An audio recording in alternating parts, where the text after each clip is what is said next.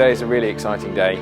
We, for the first time, are going to model the wave running in and then running back out again, and that's something that nobody else has ever done before. It really is a breakthrough in tsunami simulation. I can't stress that enough.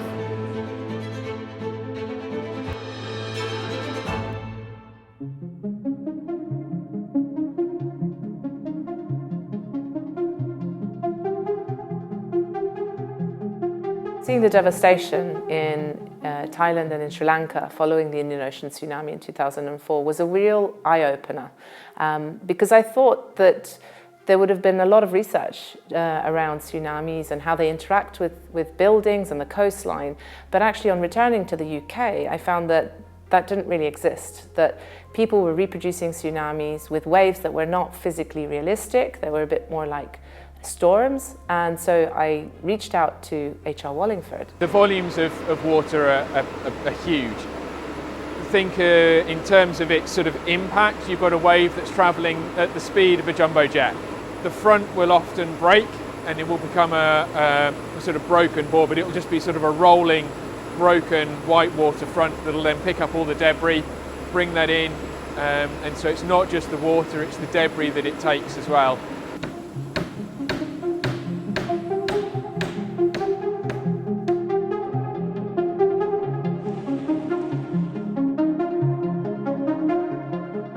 People have gone and looked and measured the holes formed by scour around foundations. The problem is they haven't seen the process of that scour formation. You know, when the wave comes in, it creates actually a really large hole, which then gets backfilled when the return flow comes in. So at the end of the process, you're seeing a much shallower hole than you would actually have during the process of tsunami inundation.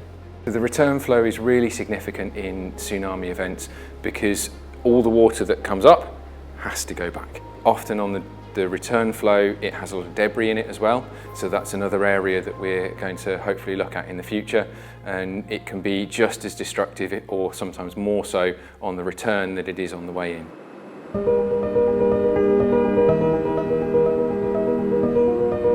We'll be generating the wave using the generator at the far end of the flume, so controlled from this computer, and we'll then catch that wave using the second generator, and that's controlled from here.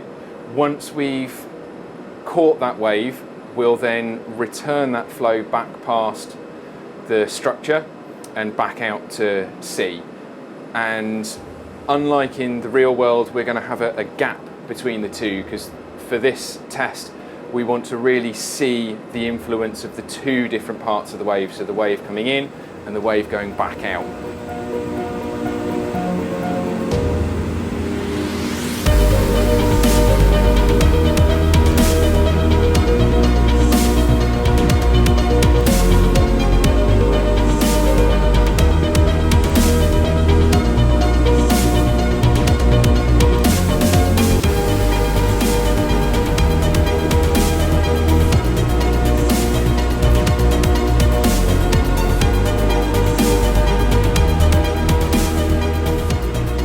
That was absolutely amazing. I can't believe it.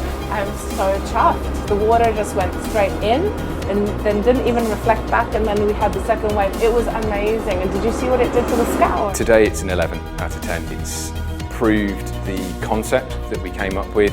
We had the idea, we wondered whether it was a bit mad.